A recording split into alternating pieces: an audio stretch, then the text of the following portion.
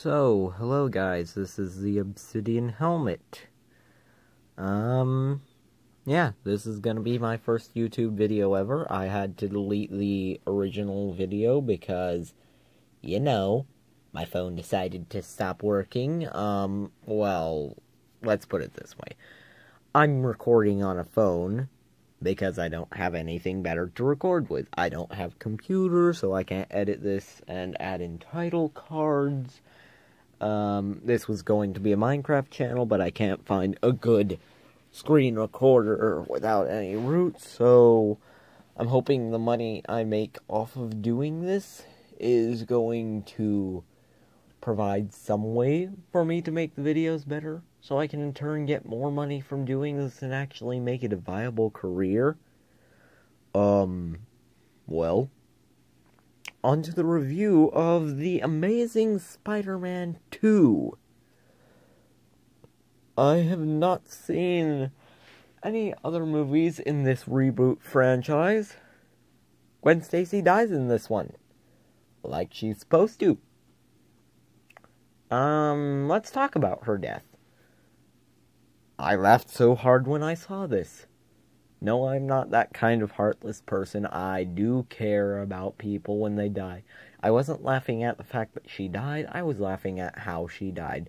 Spoilers, if you don't want to hear this, go to some future point in the video because I have no idea where I'm going to do this. But anyway, when Gwen Stacy dies, Spider-Man is trying to catch her as the Green Goblin has just let her fall and she is falling to her death in a clock tower. Tries to catch her with a web. He does not, well, he does succeed in catching her, but like an idiot, he doesn't think to yank up on the web. And it pulls taut, but before it pulls taut, she hits the ground and her spine paralyzes her right before she dies. At which point she is yanked back up like a yo-yo. Anyway, at this point, you would think that it was, well, let's put it this way, they added in a sound effect. So I laughed incredibly hard, and I would not have laughed at her death had she either died via falling to her death without him catching her or attempting to catch her. I would not have laughed if she had been ground to death in the clock gears. I watched the movie 2012 and I cried so hard for 5 minutes after watching that one scene where that guy gets sucked into the gears. Spoilers for that movie if you haven't seen that. Too late now though, I guess. Haha. Anyway, so here, back to the beginning of the movie, it opens up on a robbery of Oscorp where this guy, who, spoilers, does become important later, he becomes a rhino. Well, yeah. Before he becomes a rhino, he is robbing, along with the other guys, a car from Oscorp. And they are trying to steal plutonium from it. Spider-Man, of course, swoops in on a web, quite literally, to stop them. And this is just amazing. This movie, overall, is amazing. As you would expect. It says right so in the title. If you haven't seen it yet, go watch it. Anyway, yeah.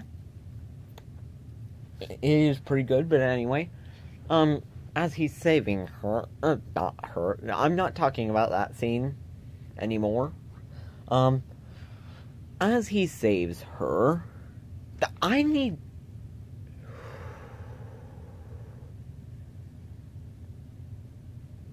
okay. As he stops the car from being stolen and the plutonium from being stolen, Gwen Stacy calls him. And it's because she's about to give her valedictorian speech, and he's not there to see it. Like the boyfriend he is. So, naturally, he tells her what's going on. Well, not really. He tells her he's stuck in traffic, and she asks about sirens, and he says, but no sirens, dodging the question, as he probably would be, as I probably would, honestly. Yeah, anyway. And you have, it where after he has succeeded in saving stopping the plutonium from getting stolen, you have the guy who later on becomes the Rhino get captured by the police. And so naturally, you have this one guy where a car is about to hit him, and so Peter knocks the car out of the way, and he captures the blueprints. Spoilers, this Max guy is gonna be important later on in the movie too. He becomes techno, and I'm gonna stop doing this because I'm getting really annoyed with myself. I did not script this at all. And so, you guys should know I'm unprofessional on this. You should know this. Anyway, Max is now... Max becomes obsessed with Spider-Man. That does become important later on. Spider-Man tells the guy he is important to him. The guy insists he's a nobody. But, what happens in this is after the after this happens, skips forward a couple of years. You hear about how people hate Spider-Man, people love Spider-Man, and then you get to the scene where Max is where it is Max's birthday, and he wakes. And when he wakes up on his birthday, he looks in the mirror and, like the crazy person he is, starts talking to a wall poster of Spider-Man, saying, "Oh man, you remembered in your busy schedule of saving all these people, you came to see me on my birthday." And then he goes through this whole crazy process, and he opens up his refrigerator door and he sees a cake, and he says, "Oh, and you even made me a cake. You are such a good guy." I honestly don't know whether this guy is straight or not. Anyway, so what happens at this point is you have Spider-Man, who doesn't remember him. You have this guy, and on his day of work, he meets Gwen Stacy. This does become important later on, but anyway, when he meets Gwen Stacy, he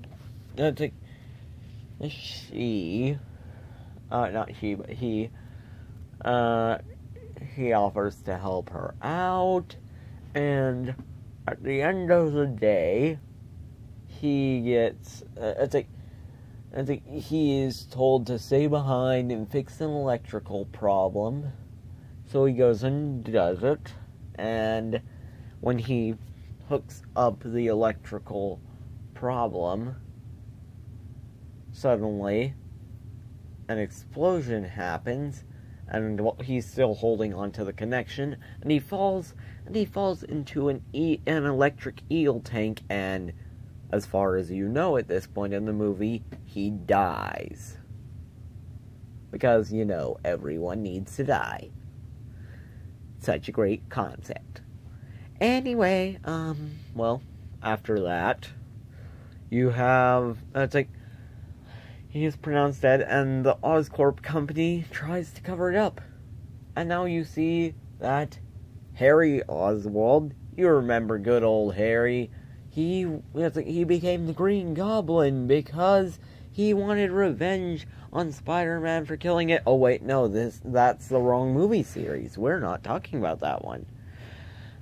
We are talking about the one where the real reason why Harry's dad died, who didn't become the Green Goblin, was actually dying because of a mystery illness. Yeah, he died because of a mystery illness. And his son is now dying from that same illness. This becomes important later on in the movie. Pretty much everything in this movie becomes important later on in the movie. It's a pattern you should be sensing by now. Anyway, after that, you have him asking Peter, childhood friend and everything, to get Spider-Man's blood for him, because Spider-Man's blood has the miracle cure that he needs, conveniently. Well, Peter, of course, refuses because it would be too dangerous. Some guy who I assume was in the first movie, again, don't know, first one out of this reboot series that I have seen, got affected whenever he tried to use the spider DNA on himself, and crud happened. So, you know, not good. Well, after that, you find out that that Peter says no, and he then changes his mind and says he'll get a hold of Spider-Man for him. And then, later on, Spider-Man miraculously shows up at Harry's apartment while Harry, sorry if I'm getting this wrong, and it's probably not even an apartment, it's probably a penthouse, but anyway, I don't even know if I'm pronouncing his name correctly. I don't even know if his name was really Harry. It might be Harvey. I think it's probably Harvey. I think I've been changing it through this entire thing. I'll have to check back whenever I am doing my best to edit it from a phone. Anyway, what happens is Spider-Man tells him, no, I can't give you any of my blood, it's too dangerous. And Harry, of course, now doesn't like Spider-Man. He's convinced Spider-Man doesn't actually like helping people. And I've skipped over a lot because this guy, who I said becomes Electro, yeah, he miraculously returns from the dead, and he is now controlling electricity. Such a wonderful thing, isn't it?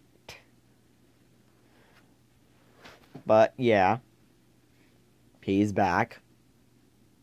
He now thinks Spider-Man didn't really try and help him. So now he wants Spider-Man dead as well. But Harvey takes matters into his own hands.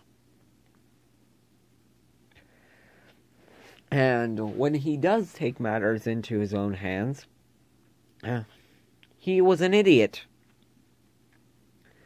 Because he injected himself with the spider DNA, and a nasty reaction occurred that turned him into the Green Goblin. Yeah, that's where he comes in. So, Electro has now taken over the city's power grid and removed power from everywhere to try and kill Spider-Man. And this is where Gwen Stacy is upcoming in her death. And what happened then was not Stacy. There's this big fight sequence, and in the fight sequence, they actually went where I thought they were going to go. they made dubs. They used his powers, the Electro guy's powers, not Spider-Man's, to make music that is dubstep. I must say, I actually did like this a lot. They used that principle of making it cause that. So, good on you guys. I really actually liked this movie. But man, it was short as heck. And as you can probably tell, throughout this whole thing, I've been talking out of my ass. Anyway, after this big fight scene with Electro, Spider-Man, supposedly, successfully kills Electro. I don't think he's dead. You should never assume a character is dead when they die. That's just craziness. And you have the new Goblin. It's like the newly created Green Goblin appear, and and you have Gwen Stacy talking with Peter, and suddenly it connects in Harvey or Harry or whatever the heck his name is. It connects in his head that Peter is Spider-Man. And he says, "You were my friend, you betrayed me," like most villains who were originally good guy-ish people. And, well, let's see what we can do about this. He says,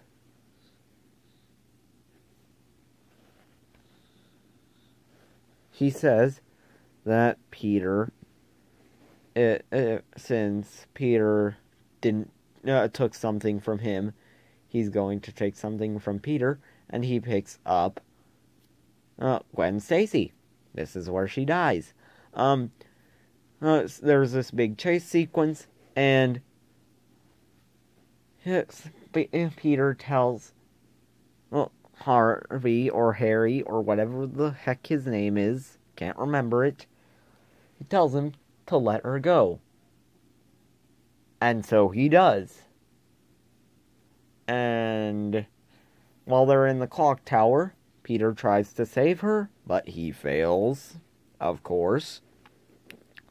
And now she is falling to her death. He successfully catches her the first time, long before she hits the ground. But the web gets caught in between gears and sliced by the gears. At which point the entire clock tower falls apart, and Gwen is falling to the bottom, and this is where she died. With the sound effect. And the yo-yo death. See where I'm going with this? She dies. Peter is grief-stricken. There's 5 months absence. And you have this kid who Peter saved earlier on, who dresses up as Spider-Man, and goes to try and defeat the Rhino, as it is the guy from the earlier on part in the movie. You remember the guy I whispered about? Yeah, he stands up to the Rhino, and thankfully Peter shows up at the right time after watching Gwen Stacy's graduation speech. But anyway, the way this comes into play is he sees that it's talking about hope and how you need it in your darkest hours. So what he does is he dons the suit again and goes to take down Rhino. In the fight scene between them, it cuts off right in the middle of it as Peter is about to swing a sewer porthole thing crud that I don't know what it's called. Manhole cover, that's what it is. He swings it using a web at the Rhino. And after that, or right as that's happening, the movie ends. Basically hey, hope you enjoyed this incredibly short film. Well, not incredibly short. Obviously, it was longer than a short film. But anyway, it's basically, hope you enjoyed this film. Come back next year. So, overall, movie was good. I liked a lot about it. Didn't like how they killed her. I mean, like, I liked how they killed her, but I didn't like how they killed her at the same time. Yeah. Movie was good. I recommend seeing it. And that's about it for my first video. I do hope to make a viable career out of this. You viewing this actually gains me more money, which in turn can help me produce higher quality videos. Yeah. So, this should be uploaded soon-ish. Maybe tomorrow? But you're never gonna know when tomorrow is. You're never gonna know when I recorded this.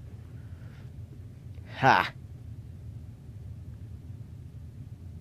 For my second video, I may get my friends' opinions on it. Yeah. That's about it. Bye, guys.